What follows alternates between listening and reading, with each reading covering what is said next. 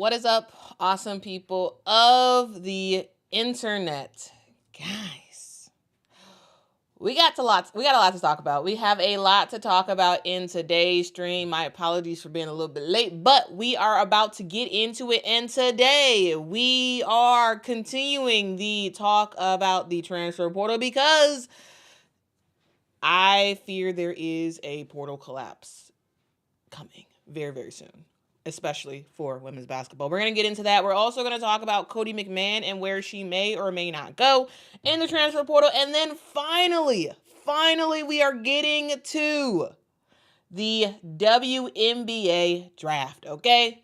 I'm going to do my mock draft 3.0. I hope y'all are interested in that. And we going to, we gonna see what's shaking on that front and who we have going where and whatnot. So yeah, it's about to be a good stream. So I hope y'all are excited about it. All right, and if y'all are, make sure to let me know by hitting that like button. That really does help the channel out a whole lot. And also, guys, we will make this a subscriber-only chat today. So if you want to say something in the chat, you have to subscribe to the channel. So make sure to subscribe to the channel. And that way you can put something in the chat. We are on our road to 50,000 subscribers. It'll take us forever to get there, if we ever get there. But it's a fun journey to have. Okay. Y'all think we ready? We ready? Okay. Let's go. All right. Here's what I want to talk about. I want to talk about the portal and what I fear may be a portal collapse coming. So my main point is that the current rate of players entering the transfer portal is unsustainable for the future and flourishing of college sports, more particularly women's basketball. That's my point. And so we're gonna talk through this thing a little bit. First, I do want to just mention the fact that right now the next player that we're really waiting to see where she ends up is Cotie McMahon.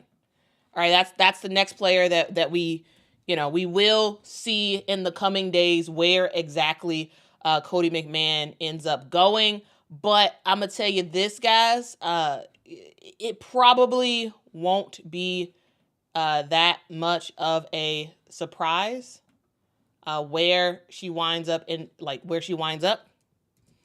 so, yeah. Right now, some of the teams that are in the mix are Tennessee and LSU, and also Ole Miss. All right, so there's a chance that we likely will see Cotie McMahon in a SEC jersey next year, either for Tennessee, LSU, or Ole Miss. All right? So, yeah. Ole Miss could seriously be a huge contender because I'm telling y'all that Coach Yo is making something special happen. Okay? She is making something special happen at Ole Miss. And so, yeah. Okay. So that's the news. I just wanted to share that with you that it seems likely that as of right now, Cotie McMahon likely will commit to a SEC school. The question is it going to be LSU? Is it going to be Tennessee? Is it going to be Ole Miss? What team is it going to be? Though I am leaning to Ole Miss. I say Ole Miss first, LSU second, Tennessee third. But we'll see. We will ultimately see what happens. Okay, so that's just the news I want to tell y'all about. Now, let's get into the news that I am just overall kind of flabbergasted, and also not so much because I just see what's been happening in the world of the transfer portal. And guys, I have the latest update to share with you all in terms of the portal. All right, and the latest update is that there is so many players in the transfer portal. I want to show this graphic real quick and get into my point. I said it earlier, but I'm going to say it again. My point is, the point I am trying to make in this part of today's stream is to say that the current rate of transfer portal entries is unsustainable for the future of college sports. In particular, we're talking about women's basketball in this stream. Okay, that's my overarching point. Now let's get into the specifics of why exactly I am saying what I am saying. So here's the deal. This is where we stand as of this exact moment when it comes to the transfer portal. This is where we stand. We have 1,300 players in the transfer portal. Guys, 1,300. And I want to kind of put that into perspective because you hear, okay, 1,300, is that a lot? Really? Is it? It is, guys. It is. It is a whole lot. We have 25% of women's basketball players in the transfer portal right now. It's more than 25%, actually. Guys, 1 out of every 4 women's college basketball players right now in college are in the transfer portal. 1 in 4. Teams are losing a bunch of players. Some teams are losing 8+ players to the transfer portal. Some are losing a huge portion of their starters. This is unsustainable, ladies and gentlemen. Unsustainable. And let's kind of talk through this. Okay? So the transfer portal has been around for a long time, but rules were changed because in the past, players had to sit out a year. They had to sit out a year if they transfer. That was in the past, right? You transfer to another school, you have to wait a full season, and then the next season you can play. That changed a couple years ago where the rule changed to when you transferred, you were able to play immediately. You're able to play immediately. No issues, no ifs, ands, or buts. You want to transfer? Okay, go play. And initially, it was like, wow, this is exciting. This is fantastic. This is great. But as the years have gone on, we've seen more and more and more and more players enter the transfer portal every single year. And this year, we've reached a peak. We have reached a peak, a seismic shift in the game of women's basketball, of college women's basketball, where we see players leaving, feeling empowered to do what they would like, and go into the transfer portal and see what happens, right? We already saw 2 of the big notable players already into the transfer portal, in Taniyah Latson and Olivia Miles. Taniyah is going to South Carolina, and Olivia Miles is going to TCU. And you have teams that are looking to not get better from the incoming freshman class. They're looking to get better specifically from the transfer portal. Right? And it's getting hard to have a consistent roster because your roster is changing over and over and over again. And during the season and towards the end of the season, you're basically kind of recruiting your current players to come back to play for you. That's kind of wild, guys.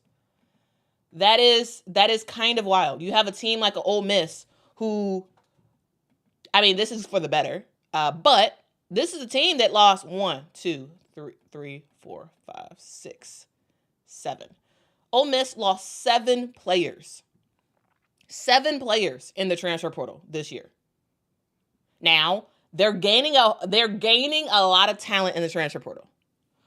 So net, this is not a loss. This is actually a huge gain for Ole Miss. However, my point is, though, if you are a Ole Miss fan, right? You live in Mississippi, you're an Ole Miss fan, like you love this team and whatever. You have season tickets and whatnot, and you've been excited to watch the growth of the players at Ole Miss. And all of a sudden, you go from one year to the next. You got 7 players gone through the transfer portal. Not through graduation, because you can understand that. Through the transfer portal. And now, I'm going to say it again, Ole Miss is at a way better place for this because the players who are coming out versus some of the players that they already got coming in, huge. Great thing for Coach Yo and Ole Miss. But my point is, though, there is no consistency for fans of the team because for the women's game especially, you're expected to see someone at the program for 4 years. Because for the most part, college players stay for 4 years when it comes to women's basketball. And now you're starting to see this crazy year over year turnover where it's looking like it's more like professional basketball than college basketball. Let's get to Repeat Tour, aka Michael. Thank you so much for the super chat. Says, you think some women's programs will adopt the St. John's Patino model, only focusing on mature portal players and stop high school recruitment? ? I mean, TCU has already done that. Yeah. I mean, Michael, TCU, as you've seen, they've done that. They're not recruiting freshmen.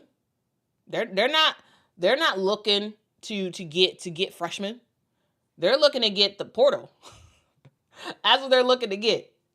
And they're getting mature players. They're getting players who understand how to navigate college hoops.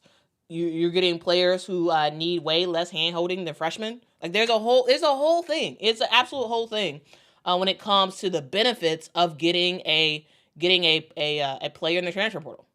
But those benefits come with some cons. Again, I already talked about the roster instability. Because coaches are dealing, and college programs in general, are dealing with unprecedented turnover year over year, making it hard to really maintain team cohesion and be able to develop long-term strategies. It's kind of hard when 1 out of every 4 players in women's college basketball is in the transfer portal. It's kind of hard to be able to have some cohesion on that front, right? And it puts a lot of pressure on recruitment. Whereas in the past, when the sole focus was really getting incoming freshmen in, the summer was very busy going to the various camps and whatnot that's happening, and looking at players that way. But now, with the transfer portal being the way it is, coaches in the postseason, in the NCAA tournament, are not only trying to coach their team to win games in the NCAA tournament, like actively focusing on the game, they also, at the same time, have to be working behind the scenes to make sure some of their best players don't get in the transfer portal once the season's over. And then also, they have to keep an eye out and have phone conversations, visits, and all that stuff from players who just entered the transfer portal. So it's like 3 things that coaches are doing when they only should really be doing 1, which is winning tournament games. This is because there is no GM right now in the women's college basketball game. Eventually, there's going to have to be a version of a GM, someone who can do all that recruitment stuff while the coach can just focus on being the coach for the NCAA tournament. It's interesting. It's an interesting thing that we are in right now. Interesting. Also, there's a lot of player uncertainty because players, they run the risk of entering the transfer portal. a very saturated market with 25% of players also in it. And you got to secure a spot at a desirable team that preferably is more competitive than the last team you left. That's a lot to deal with, guys. And you are going to have players who entered the transfer portal on a team that maybe they had a decent amount of playing time, not that much, but maybe they wanted a bigger role or whatever. They enter the transfer portal, and there is guaranteed, guys, there will be people, once we're ready to start the 2025-2026 season, there will be people who went into the transfer portal, never found another team, and they were just done. You could withdraw your name and try to come back to your former team, but that's if they want you. Once you enter your name in the transfer portal, your scholarship is gone. If the team wants you back, then yeah, sure, you can get it back. But you say you're going in the transfer portal, they're like, okay, well I gotta find somebody to fill your spot. And if you don't find another place to go, now you're on the outs. Because you wanted to explore how the grass was greener on the other side, but maybe no one wanted you because there's so many other players in the portal as well. Again, 25% of women's college basketball players are in the transfer portal. That's a lot of competition. In a small amount of time. Gwen, thank you so much for the super chat, says players that don't get picked up in the portal, ? Yeah, there are players who don't get picked up and they just don't have a team. They can withdraw from the portal. As you can see right now, there's 12 players who withdrew their name from the portal. They can withdraw, but there's no guarantee that they can come back to their same team. It's up to the coach. Kay Jackson says, got to bet on yourself. Sometimes you do. But also, I think there is a sense of reading the room as well. And there's a sense of reading the room. And my last point, and then I'll move on to the WNBA. My last point on this is a question that I want to ask you all, and I want your feedback because I don't really know what I think about this. One thing that this transfer portal escalation, I want to say, has caused is the question that somebody put in the chat yesterday, and I loved the question so much I wanted to pose it to everybody. What does it mean to be an alumni? What does it mean? What does it mean to be an alumni? When we talk about, especially the women's game, there is so much celebration for where players came from, right? Like Diana and the huge connection she has to UConn, right? Candace Parker and Tennessee. Kelsey Plum in Washington. Caitlin Clark in Iowa. You get the picture. There are certain players that you just think of as the epitome of a certain school. And they live and breathe that program. And even when they graduate, even when they go to the WNBA, even when they go and do whatever they're going to do, they're still known by that team, right? When you think of Iowa, you think of Caitlin Clark. Maybe you think of Monica Sanano, right? You think of Megan Gusselson, right? That's what you think of. When you think of UConn, there's a whole bunch of players. Stewie, Maya Moore, Diana, Sue, like Paige Beckers now. There's so many players that you think of. But now, let's say Notre Dame. When you think of Notre Dame basketball, who do you think of? Skylar Diggins-Smith. You think of Arike Gumbawale. Do you think of Olivia Miles? Do you think of Olivia Miles? Like, is that someone that you think of? Because Olivia Miles, while she spent 4 seasons with Notre Dame, she's going to TCU. She's going to TCU as a grad transfer. Yes, sure, she holds a Notre Dame degree. Yeah, sure, she was with this team for a long time. But when we fast forward 10 years from now, and we're talking about where players played in college, Will Olivia Miles be known for more of Notre Dame, or will she be known for TCU? Same question for Hailey Van Lith. Hailey Van Lith was known as a Louisville player. Louisville loved her. Loved her. She decided to leave, go into the portal, and go to LSU. And it was like, okay, well, maybe LSU is going to be her home for now. And she's going to stay there for 2 years and whatever. But after one season with LSU, she entered the transfer portal. And now she just finished at TCU. So in her college career, she has gone through 3 teams. Which team, fast forward 5-10 years from now, which team is she known for? Is she known for her early days at Louisville? Is she known for LSU? Is she known for TCU? What is she known for? You can do this interesting dance with a lot of teams. A lot of players. You can do this because there's so many players who have entered the transfer portal 2 times. They've been on 3 different teams. Where do they stand? Where do they stand? That's a huge question.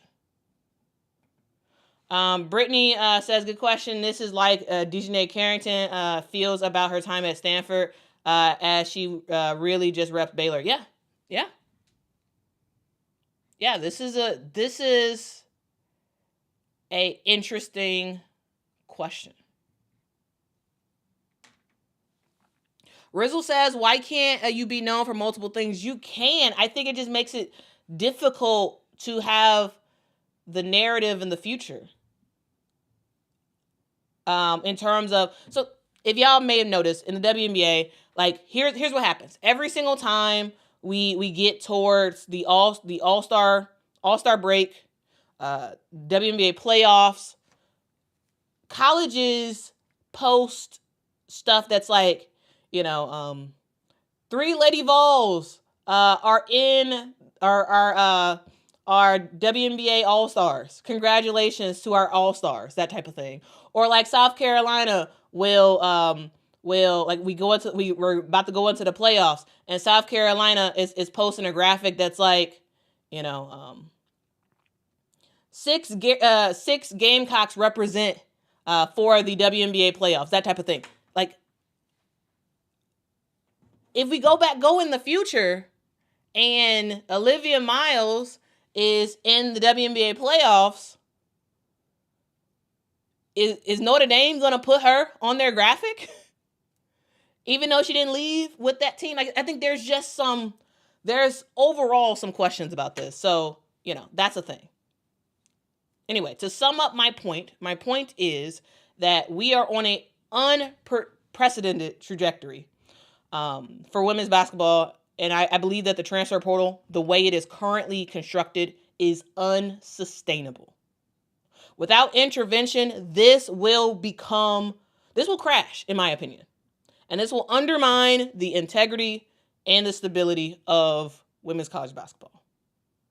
And it's important for the NCAA, colleges, and players themselves to collaborate together to figure out things that you can implement to allow for better team stability, allow for competitive equity, and allow for us not having this crazy dance at the end of a season where we have 25% of women's college basketball players in the transfer portal. This is unsustainable. This cannot continue to go because this is just going to continue to escalate. What are we going to have? 75% of college players, of women's basketball players in the transfer portal? Like, it's unsustainable. Yes, it is beneficial for certain teams. Yes, there are benefits for it. And yes, players should, if they want to leave, they should have an opportunity to do that. However, this is not something that helps to grow the game of women's basketball. This is why, in a lot of ways, women's basketball was on an upward trajectory because players, they were at a place for closer to 4 years where people were really able to connect with him, vibe with him, and now it's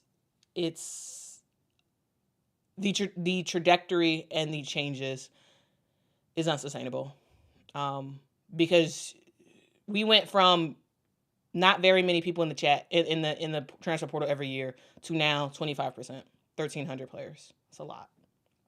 It's a lot. We'll see how things continue to go. Cottrell says, thanks so much for the super chat, says, any move about Sarah Williams from Wisconsin? I don't know, actually. I am not sure. All right. I am not sure. Here, I can search and see.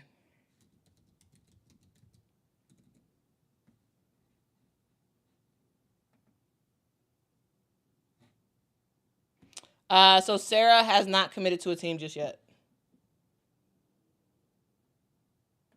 Thank you so much, I Care Too, for the super chat. Really appreciate you. Salute to you.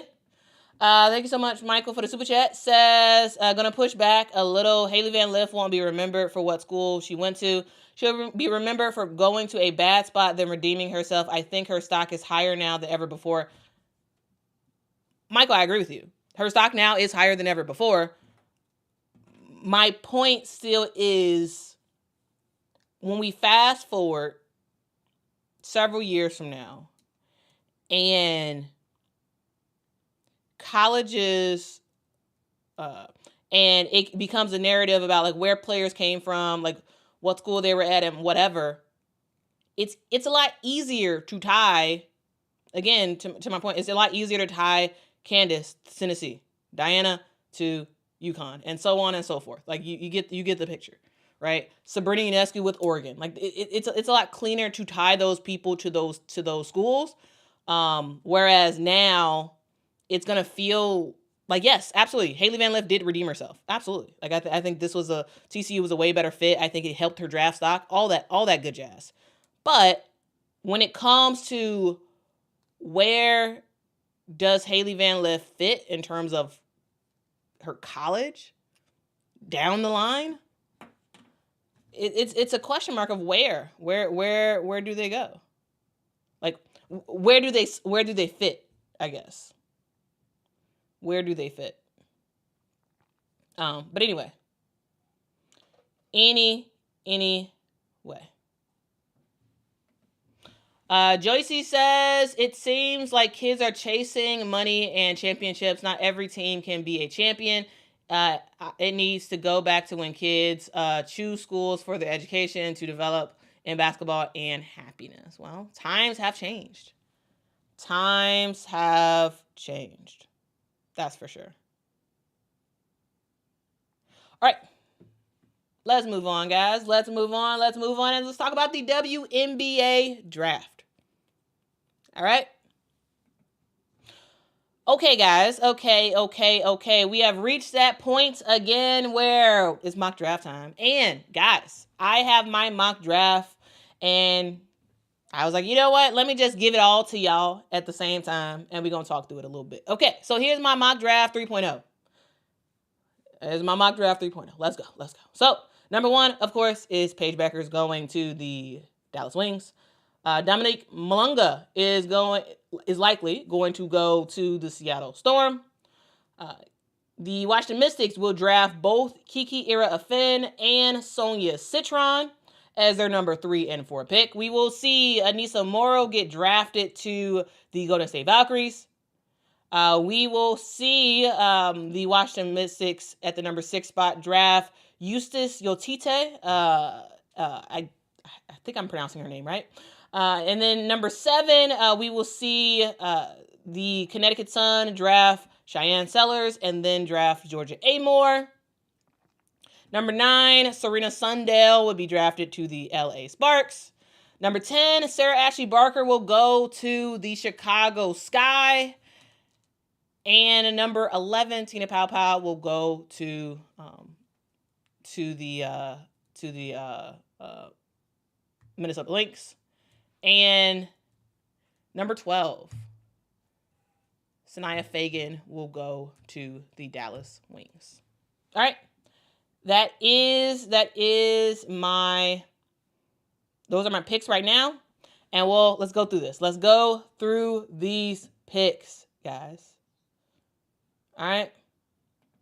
Of course, number one makes a whole bunch of sense because it's Paige Bueckers. Like, duh. She is the, of all the players in this draft, she is the best pick. She is someone who, yes, was not the MVP of the Final Four, but was someone who all season long really did help her team get into positions to be successful. She averaged 19.9 points a game this season, 4.4 rebounds, 4.6 assists a game, and shot pretty efficiently with 53.4% from the field. I mean, there's no way Dallas is not picking her. I mean, that's an easy pick. Easy pick. All right, number 2, Dominique Malunga is, in my opinion, going to go to the Seattle Storm. Why? Because she is the second best player in this year's draft. Now, here's the deal. This draft, initially, I was like, wow, this draft is going to be crazy competitive. Like, it's going to be very, very, it's going to be huge. Not quite. Now, are there some really good players in this year's draft? Yes, there's some really good role players, right? There are some players who ultimately can be fantastic pros in the WNBA. And yeah. So Dominique Malunga, if you don't know, she is 6'6", which is definitely height that any WNBA player might need. She is someone who is called the female Wemby, and she's called that for a reason, because she's a player that can dunk, because she can dunk. She can knock down threes, and she can play some defense. I mean, who doesn't want that on their team? I'm just saying, who does not want that on their team? She is about to rock out. She is about to rock out in the WNBA. And I think that Seattle is a great pick, great location for her. All right. Next up, let's talk about Kiki Ira-Offin. I do see her going to the Washington Mystics, because why not? Kiki Ira-Offin is a post player who can knock down the mid-range jumper. She can get to the basket and score. She's someone who did her thing in college. Like, yes, in my opinion, I really enjoyed her play last year with the Stanford Cardinals. But this year, she's averaged around 18 points a game, 8.6 rebounds a game, 1.8 assists. She's shooting the ball pretty efficiently for a post player as well. I do think that Kiki Ira-Offin, now while some people may be like, oh, Kiki Ira-Offin is not necessarily a number 3 pick, I think she is. Because also, the thing to remember is that the Washington Mystics have both 3 and 4. Okay? They have both 3 and 4. You need another post player that can come off the bench and be a spark for your team. And I think Kiki Ira-Offin can do just that. All right, next up, we have Sonia Citron, who will also go to the Washington Mystics. And I think Sonia Citron is a great player. She is someone who could play defense. She's someone who could knock down the 3, and that is very, very helpful for the Washington Mystics, because this is a Washington Mystics team that does need scoring. They absolutely do need scoring. Make sure to hit that like button. Thank you so much. Make sure to hit that like button, y'all. Thank you. All right. Hit that like button.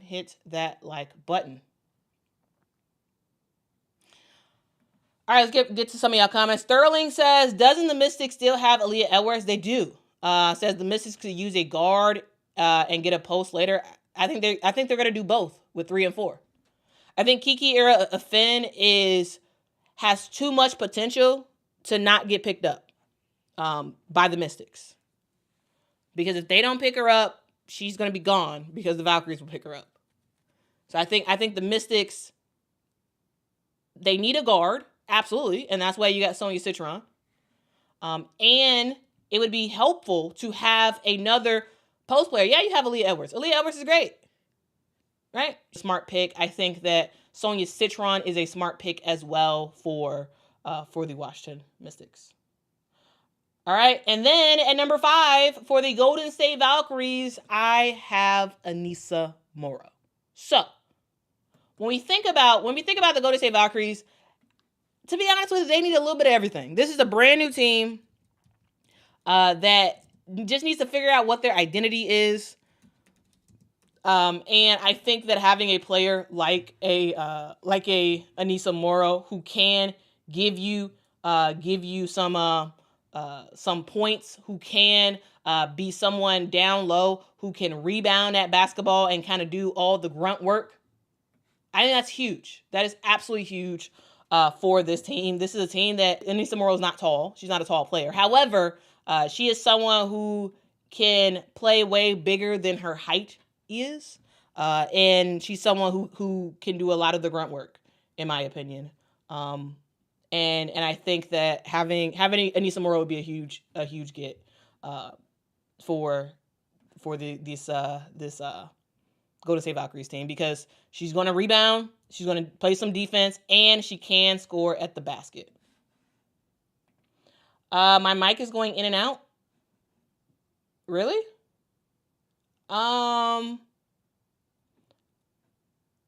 Yeah. Oh, thank you, Kentucky Rick. It's a YouTube problem. Yeah, go out and come back in. Go out and come back in.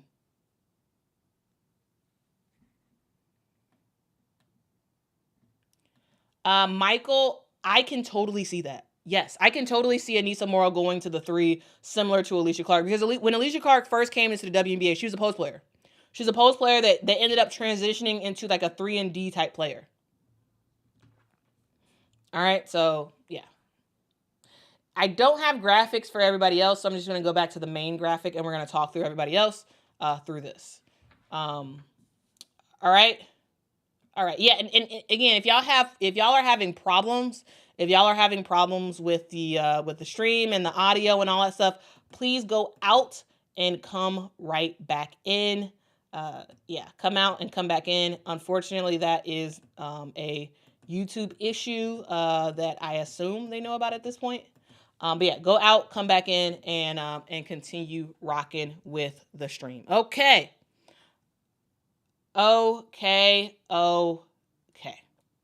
Let's continue on. With the number 6 pick, I think that the Washington Mystics end up picking Eustace Yotite. She is a international player, a European player in the WNBA draft.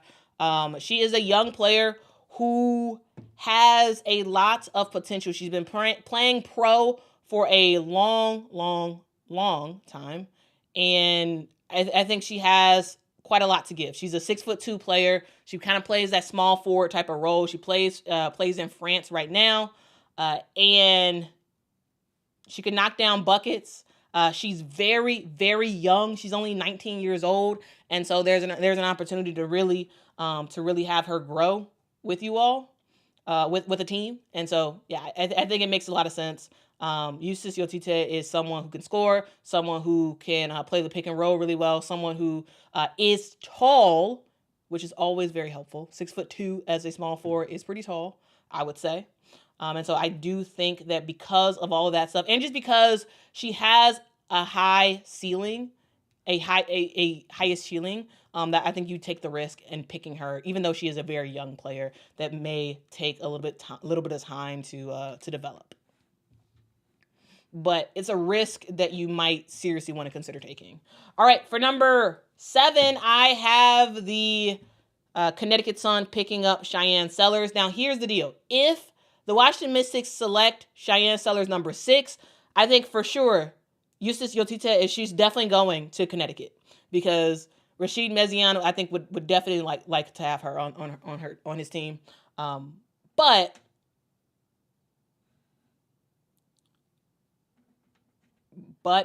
let's talk about why Cheyenne Sellers makes sense for the Washington Mystics. The reason why I like Cheyenne Sellers with the Washington Mystics is because, one, she's tall, 6'2", right?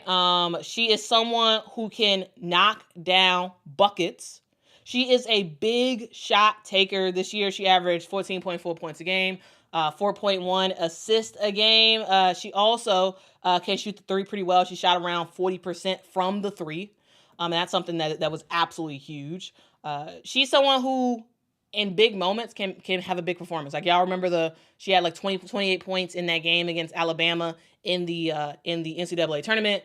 I think it makes a lot of sense for a team to pick her up. The reason why Cheyenne is dropping now, initially I had Cheyenne higher.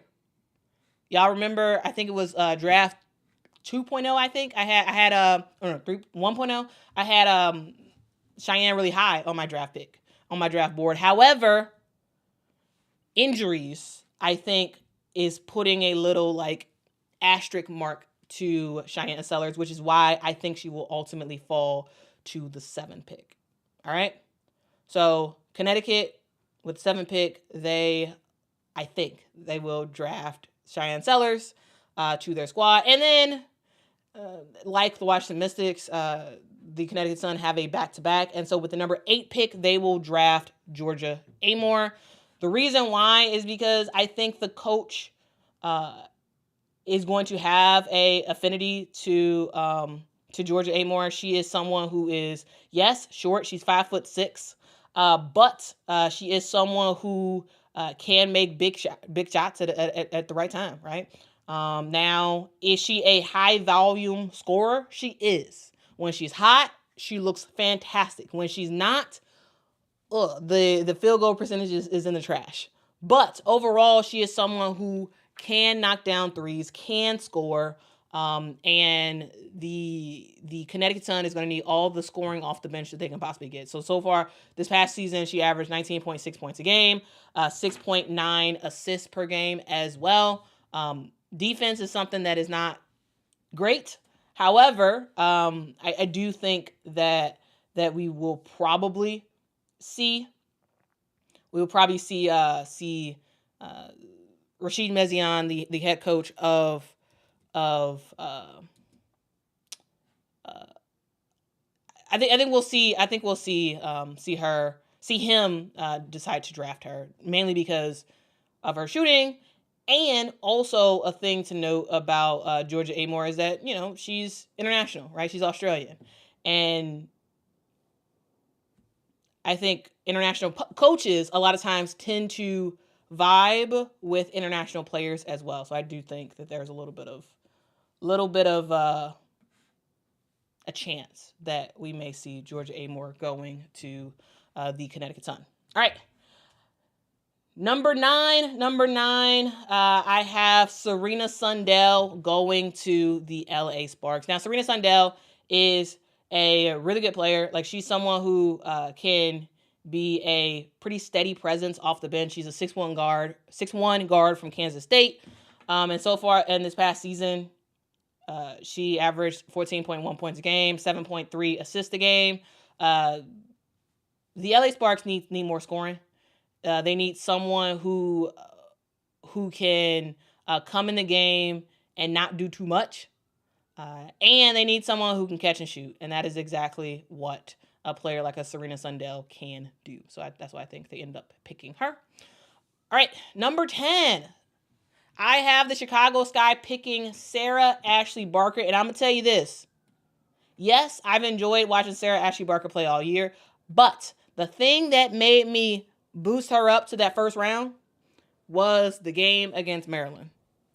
Sarah Ashley Barker is a player who literally did everything for her team. I tell you, this year, Sarah Ashley Barker, she's a shooting guard at 6 foot tall. She goes. She played for the Alabama Crimson Tide this past season, and she was someone who was a bucket. 18 points a game, 6.3 rebounds a game, 3.9 assists per game. She shoots the ball very, very well. When it comes to Chicago Sky, they need more scorers. And yes, initially I did have the Chicago Sky picking up Tina Paopao. However, the performance that Sarah Ashley Barker had in that tournament, where she literally put her team on her back, where she scored 45 points, shooting 63% from the field, 66% from the three. I thought this was like, yeah. If the Chicago Sky have a chance to pick up Sarah Ashley Barker, you don't hold off on that. You do not hold off on that, because she has the ability to have massive games like that. Now, she's going to, of course, come off the bench for the Chicago Sky, and she probably won't play that much her rookie year, but I do think that she is a player who, in the right moment, can turn it up and can make some noise. And I tell you, again, it was that performance against Maryland that did it for me. Of course, I've been watching Sarah Ashley Barker. I like her. I think she's a great player. However, I had her as a second round player until that game, and I was like, ooh, that game was too good to not be in the first round. Okay. Next up, I do think that we will likely see Tina Paopao go to the Minnesota Lynx. Why? Because she's a shooter. And what does Minnesota like? Shooters. I think it makes sense. And also, I think if she does drop to number 11, I think Minnesota would be crazy not to pick her up. So yeah, that's why I have the Minnesota Lynx picking up Tina Paopao. Okay, now I want to go to number 12, because I feel like that's going to be a lot of talk and a lot of probably disagreement in this number 12 pick. And for the number 12 spot, I have the Dallas Wings picking up Sanaya Fagan. There is a reason for this, and let me talk through that reason. All right. When we talk about the Dallas Wings and we look at the Dallas Wings roster, all right, we look at their roster, and here's who they have in the post. Here's who they have. Here is who they have. They have, in terms of like post players, they got Louisa Geisel-Solder at 6'4". All right.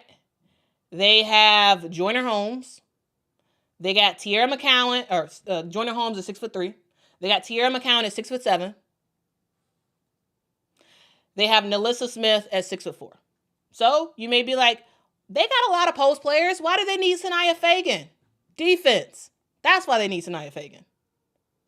And in my opinion, this Dallas Wings team, yes, you got post players, but you don't really got no defense. Nalissa Smith does not really play defense. She doesn't.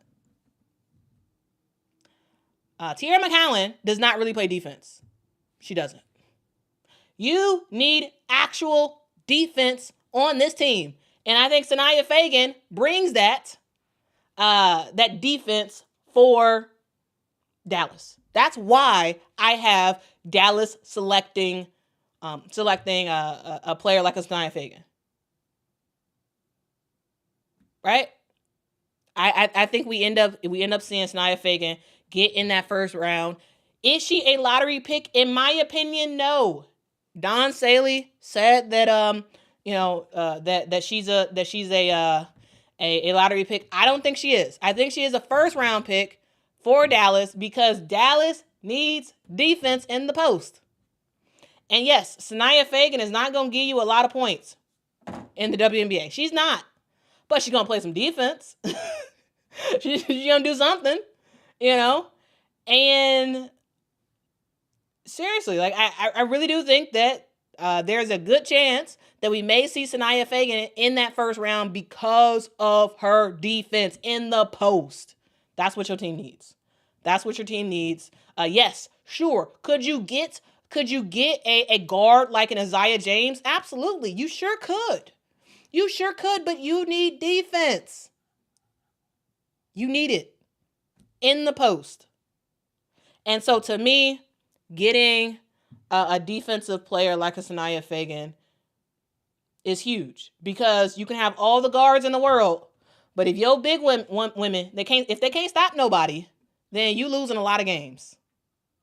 You are losing a lot of games. So we'll see. We'll see. Maybe I'm right. Maybe I'm wrong. But I think Sanaya Fagan will get drafted and go to and will go to the Dallas Wings. We'll see. We'll see. We will see.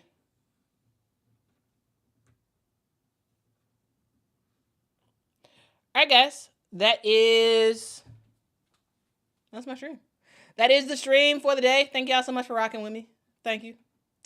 I don't really have anything else to say. But yeah, that's the stream. That is the stream. Yeah, I don't have to go. I gotta go. So thank y'all so much for rocking with me. Make sure to hit that like button on y'all way out. It really does help the channel out a whole lot. Make sure to subscribe if you have not subscribed already. And yeah, let me know what you think about this list. Let me know. Jigen says, I realize Haley Van Lith isn't in your first round. Yeah, she's not. I mean, I could see Georgia and Haley Van Lith being swapped. But yeah. And here's the deal. Just because someone gets drafted in the first round does not mean they actually make the team. Seriously. I think there is a lot of players who will get drafted who will not make the team. But we'll see. We'll see what happens. We will see what happens. Maybe I'm right. Maybe I'm wrong. It's just my thoughts. You all make your own. Make your own list. And let's compare them. And let's talk about it. Let's talk about it. Y'all have a great rest of your day. Be kind to people. Tell somebody that they matter, because they absolutely do. And I will see y'all in the next one. Until next time, guys. Bye-bye.